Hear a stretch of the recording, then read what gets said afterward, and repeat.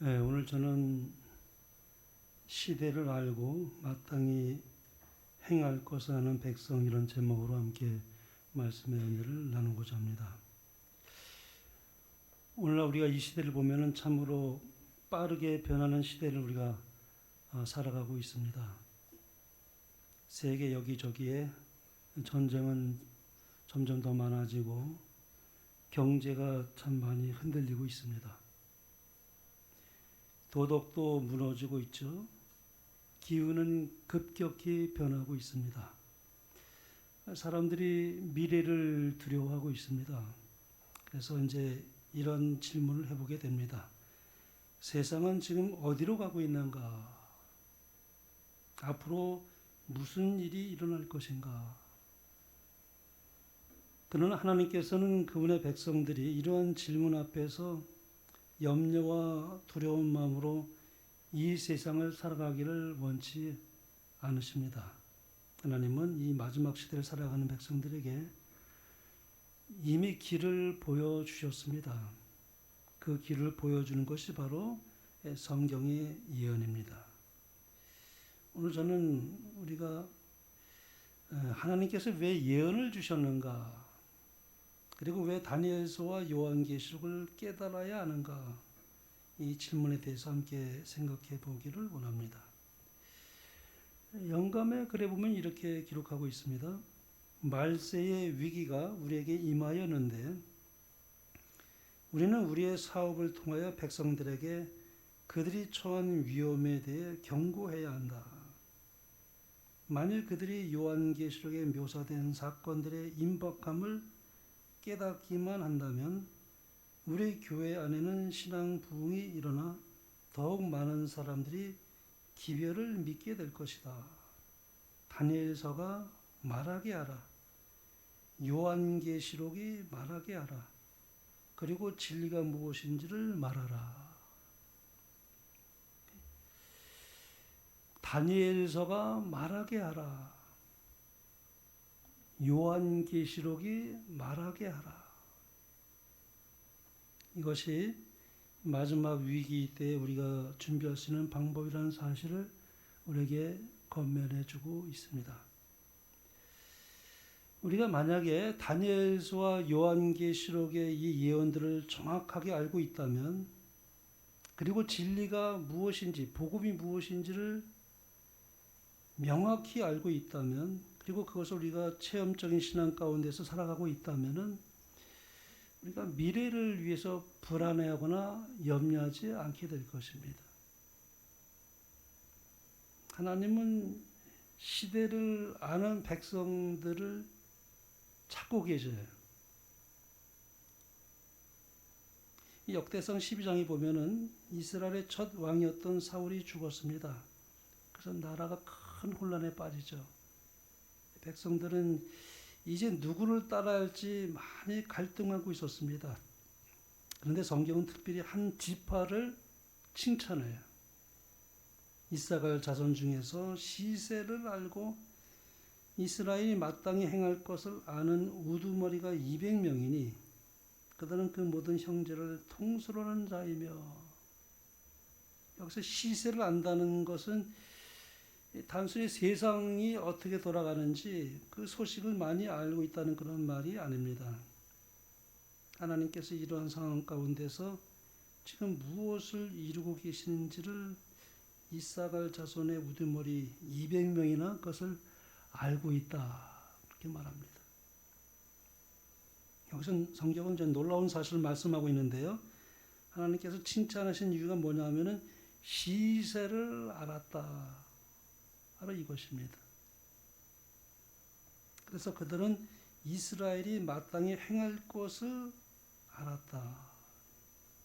그래서 우리가 시대를 바로 알면, 시세를 바로 알면 행동도 바로 하게 되어 있다는 그런 진리를 우리가 여기서 발견하게 됩니다. 반대로 시대를 모르고 있다면, 시세를 모르고 있다면 우리가 삶의 방향을 잃어버리게 된다는 의미도 거기 포함되어 있습니다.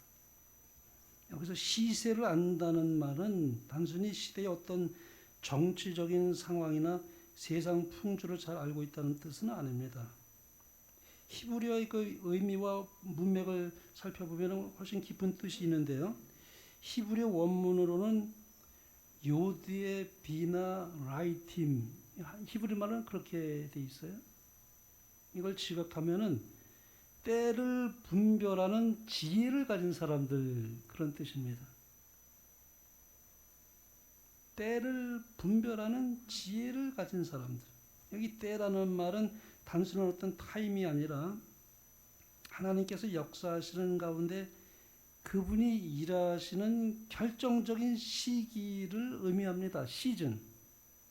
타임보다는 어떤 시즌, 시기를 안다는 것입니다. 왜 이것이 중요한가? 그 당시는 사울 왕조가 끝나고 다윗 왕국이 시작되는 아주 역사적인 전환기였습니다. 많은 지파들은 아직도 사울을 따라야 될지 다윗을 따라야 할지 그렇게 갈등하고 있었습니다. 그러나 여기 이사갈 사람들은 지금은 하나님께서 다윗을 세우신 때다 라는 사실을 분별했습니다. 그래서 여기 이스라엘이 마땅히 행할 것을 알았다는 말을 하고 있습니다. 다시 말하면 그들은 하나님의 때를 알았기 때문에 마땅히 행할 것도 알았다, 그런 뜻입니다. 여기 시세를 안다는 것과 행할 것을 안다는 말이 이렇게 연결되어 있어요. 평행되어 있습니다. 이 성경은 이 두 가지를 절대 분리시키지 않습니다. 시세를 알면 마땅히 행할 것도 안다. 오늘날로 말하면 시대를 분별하지 못하면 마땅히 행동할 것도 알지 못한다는 그런 의미가 됩니다. 예를 들어 노아 시대에는 방주를 지어야 할 때였습니다. 그러나 사람들은 집을 사고 장가가고 시집가고 일상 사업에만 몰두했습니다. 그건 죄가 아니죠. 우리가 살면서 사업하는 것이 무슨 죄가 되겠습니까? 장가가는 것이, 시집가는 것이 무슨 죄가 되겠습니까? 그건 절대 죄가 아닙니다. 그러나 시대를 분별하지 못했다는 것입니다. 그러므로 마땅히 행동할 것을 알지 못했다는 것입니다.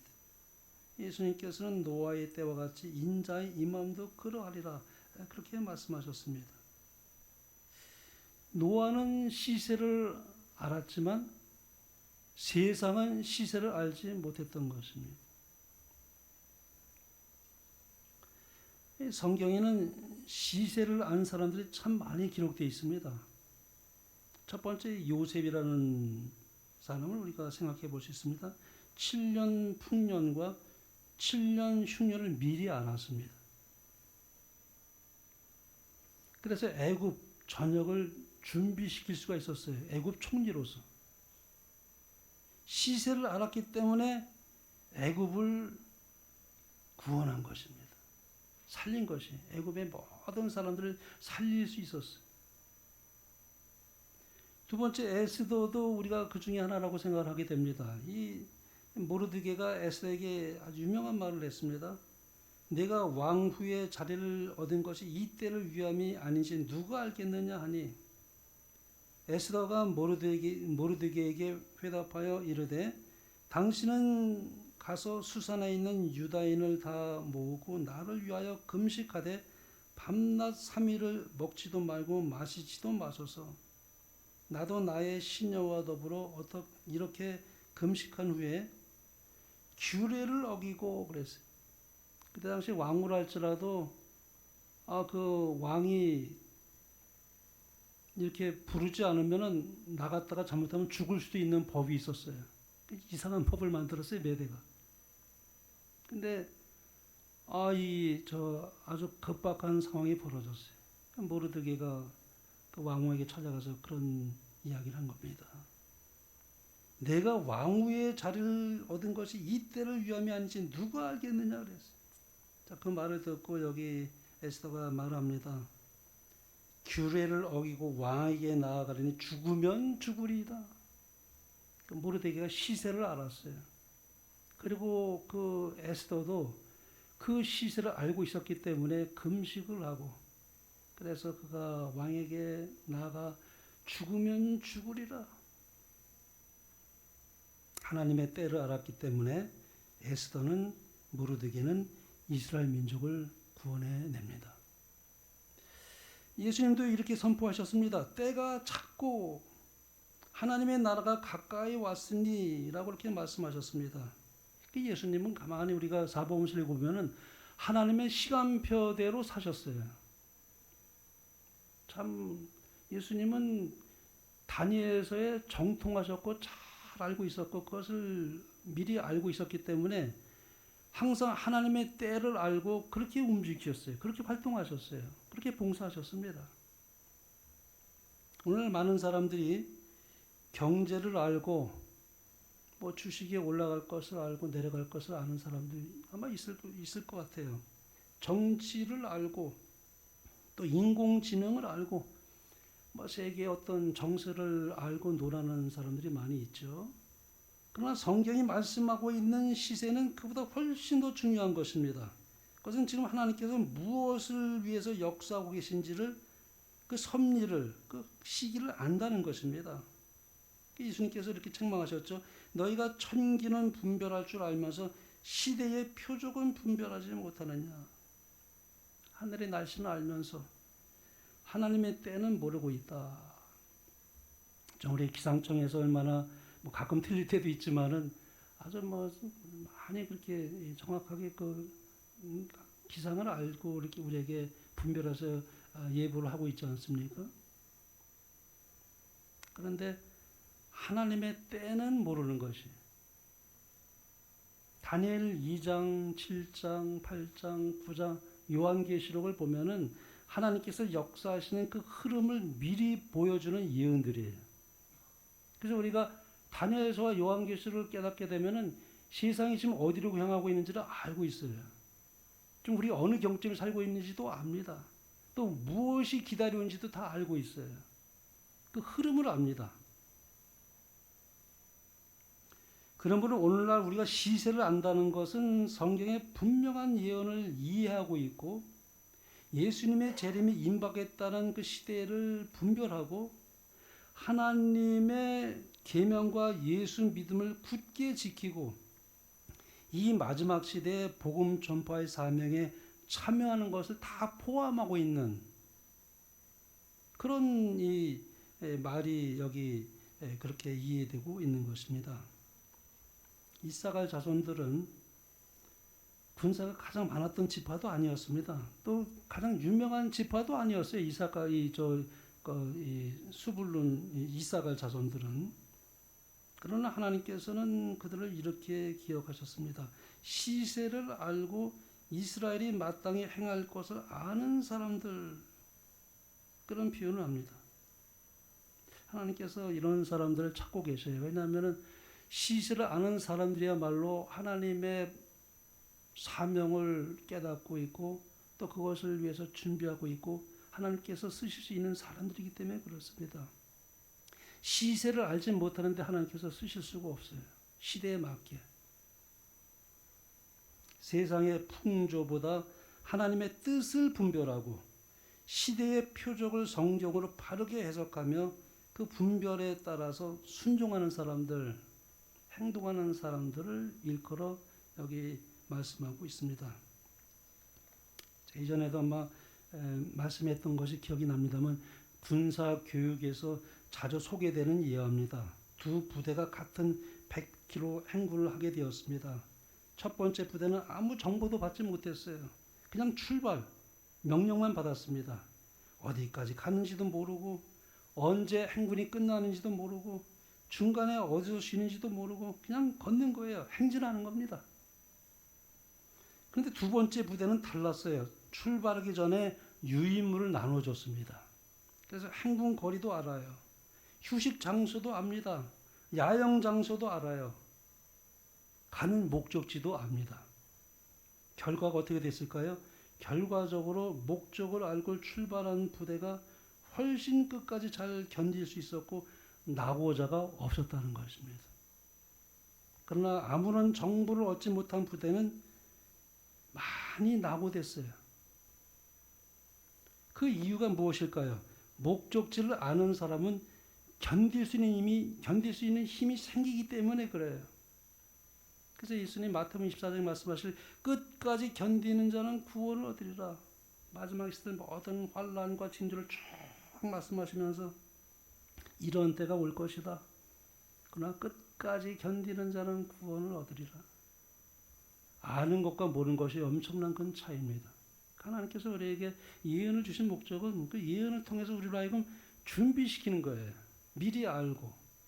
그게 얼마나 큰 축복이 되는지 몰라요. 다니엘서와 요한계시를 모르면은 시대의 징조를 분별할 수가 없습니다. 그래서 우리 교회가 가지고 있는 가장 최고의 해석 방법이 뭐냐면 역사주의 해석 방법이 아주 성경적인 이 종교 개혁자를 비롯해서 많은 위대한 하나님의 종들이 역사주의 해석 방법으로 그것을 해석을 했어요. 다니엘서 요한계시록을. 사탄이 많은 성경학자를 통해서 미래주의 해석으로, 과거주의 해석으로, 영예주의로, 상징주의로 막 이렇게 해가지고 이상하게 혼란시켜 놔가지고 이 세계에 흘러가는 시세를 알지 못하게 만들어 놨어요. 우리 재림교회는 종교 개혁자들이 연구했던 그 방법들을 그대로 우리가 받아서 바르게 해석하기 때문에 이 세상 역사를 보는 시세를 아는 눈이 생길 수밖에 없어요. 왜? 성경을 바르게 해석하는 눈이 거기서 생기기 때문에 그렇습니다. 그래서 우리가 하나님도 우리에게 역사의 목적지를 분명하게 미리 알려주셨어요. 그래서 마지막 시대를 두려움이 아니라 믿음으로 살아가게 하도록 하나님은 예언으로 우리의 믿음을 자꾸 이렇게 고양시켜요.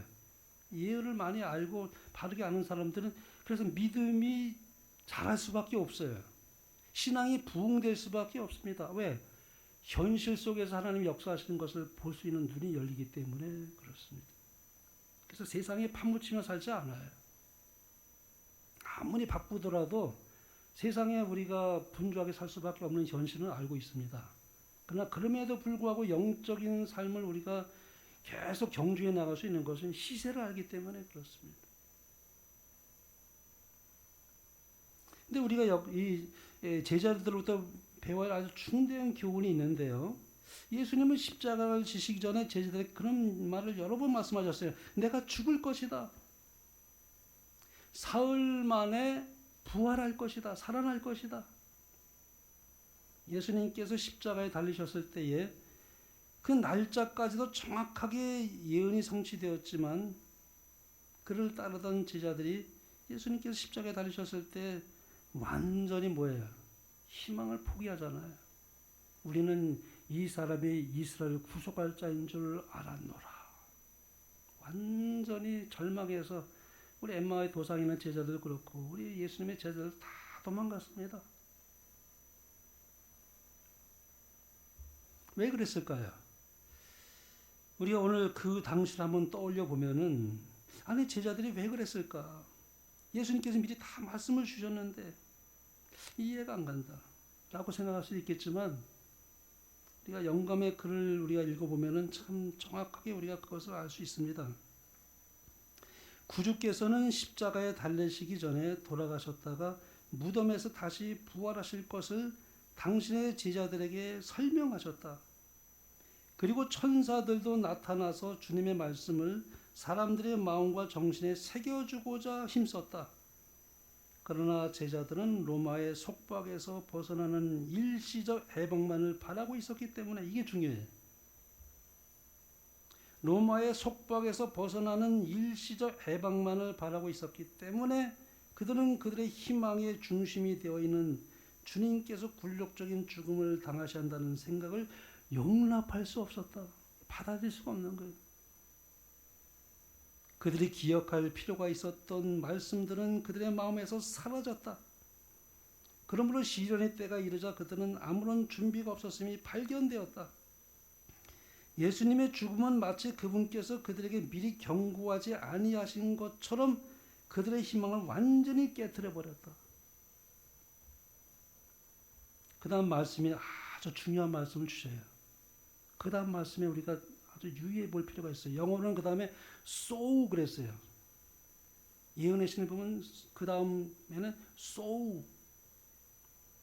그 말은 뭡니까? 그와 같이, 똑같이, 똑같은 모양으로, 똑같은 그런 방법으로 그런 뜻입니다. 자, 그 다음에 이어지는 말씀 보겠습니다.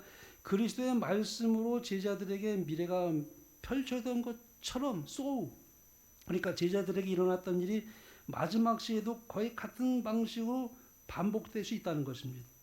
우리 앞에는 예언으로 미래가 분명히 펼쳐져 있다. 은혜의 시기의 끝과 환란의 때를 위한 준비에 관련된 사건들이 분명히 제시되어 있다. 그러나 많은 사람들은 마치 이 중요한 진리들이 그들에게 전혀 계시되지 않은 것처럼 그것들을 깨닫지 못하고 있다. 제자들에게 예언이 있었고 예수님의 말씀이 있었고 천사의 도움도 있었지만 그들은 준비되지 못했습니다. 그와 같이 우리에게도 다니엘서가 있고 요한계시록이 있고 예수님의 감람산 설교도 있고 세 천사의 기별이 있고 성령의 강력한 그런 이 호소와 권면이 있지만 많은 사람들이 준비되지 못한다는 것입니다. 참 상당히 두려운 말씀이에요. 제자들이 왜 실패했을까요? 문제는 예언이 없어서가 아니었습니다. 예언은 너무도 분명했습니다. 예수님은 적어도 3번 이상 말씀하셨어요. 인자가 대제사장들과 서기관들에게 넘겨질 것이다. 죽임을 당할 것이다. 사흘 만에 다시 살아날 것이다. 분명하게 제자들에게 말씀했거든요. 십자가의 날짜까지도 정확히 맞았습니다. 6월절 어린 양이 죽는 바로 그날 예수님도 십자가에 돌아가셨습니다. 그러나 제자들은 예언보다도 자기들의 기대를 더 믿었어요. 그들의 가장 큰 문제가 바로 그것이었습니다. 그들은 메시아를 기다렸지만 성경이 말하는 메시아가 아니라 자신들이 원하는 메시아를 기다렸어요.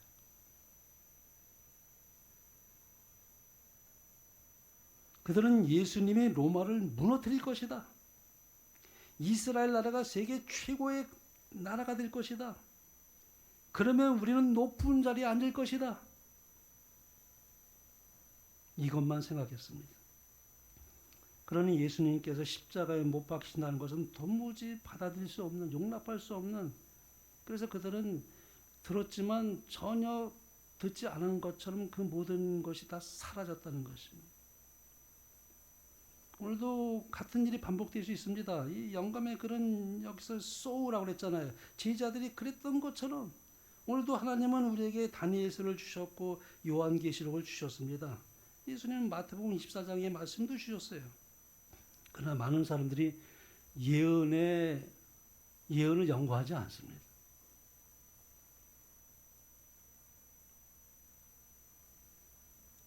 자기가 듣기 좋은 부분만 자꾸 받아들이려고 해요. 그것이 문제입니다. 설교도 들어도 내가 좋은 말만 들으려고 해요. 기대가 되는 말만 들으려고 해요.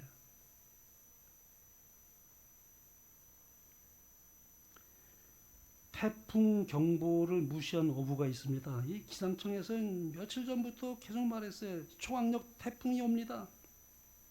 배를 항구로 옮기십시오. 바다에 나가지 마십시오. 그러나 어떤 어부가 말했어요. 괜찮아. 설마 그렇게 되겠어? 태풍이 왔습니다. 배는 침몰됐어요. 이 사람들이 말했어요. 왜 아무도 알려주지 않았나요? 아니에요. 이미 알려줬어요.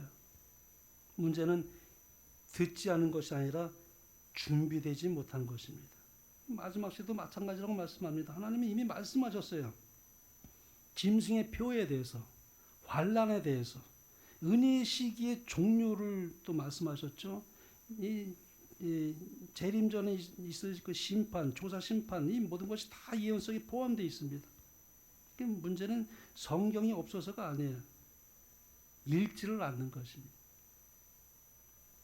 읽어도 깊이 있게 연구하지 않는 것입니다. 뭐 개인적인 성경 연구가 참 중요합니다. 오늘 우리 안 교장이 말씀하셨잖아요. 개인적으로 성경을 많이 읽어야 됩니다. 예언을 많이 읽어야 돼요. 그건 누가 대신해 줄 수가 없어요. 자기 신앙은 자기가 끊임없이 자기 스스로 그렇게 노력을 하지 않으면은 믿음은 하늘에서 그냥 떨어지지는 절대 않습니다. 믿음은 들음에서 난다고 했기 때문에 설교 말씀 듣는 것도 중요하지만 내가 개인적으로 말씀을 깊이 읽어야 됩니다. 정로기단을 말씀하셨는데 제가 정로기단을 엄청 좋아하는 예언이시네요. 제가 우리 재림께 들어오게 된 그 배경은 정로의 계단이었어요. 지금도 정로기 수십 번 읽었습니다. 제가 지금도 아니 거기다 뭐가 있는지 거의 다 알 정도로 또 읽어요. 왜 그랬을까요? 또 읽어도 은혜가 됩니다. 참 신기해요. 하나님의 말씀을 계속 읽어도 계속 읽게 되잖아요. 근데 예언 정로기단도 또 읽게 돼요.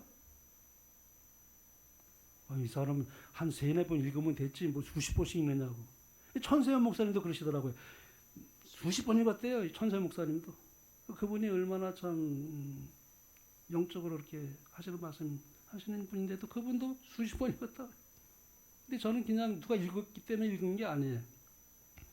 은혜가 되고 내 자신을 보게 되고 복음이 뭔지를 깨닫게 해주시고 운전자가 내비게이션을 켰습니다. 500m 앞에서 좌회전입니다. 이제 200m 남았습니다. 지금 좌회전하십시오. 근데 운전자는 나는 직진할래. 결국 길을 잃었습니다. 내비게이션이 틀린 것이 아니었어요. 운전자가 따르지 않은 것입니다. 예언은 말하자면 영적인 내비게이션 역할을 합니다. 정확하게 우리가 어떤 지점에 가야 될지 놀랍게도 우리가 우리 자신을 보게 하고 우리가 서 있는 지점을 알게 하고 우리가 어디로 향해 가고 있는지를 정확하게 알려줍니다. 예언은.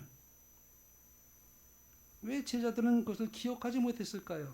영계문은 이렇게 말씀합니다. 그들이 기억할 필요가 있었던 말씀들은 그들의 마음에서 사라졌다. 왜 사라졌을까요? 왜냐하면 자기들이 원하는 생각만 계속 붙잡고 있었기 때문에 그렇습니다. 사람은 믿고 싶은 것만 믿는 경향이 있어요. 우리 연약함이에요. 듣고 싶은 것만 듣는 경향이 사람에게 있습니다. 그게 우리 연약함이에요. 제자들도 그랬습니다. 십자가보다 세속적인 영광의 왕국만 생각했습니다. 한 환자가 의사에게 갑니다. 의사가 말했어요. 당뇨가 굉장히 심합니다. 식단을 바꾸세요. 운동 좀 하시고요. 또 약을 드셔야 합니다.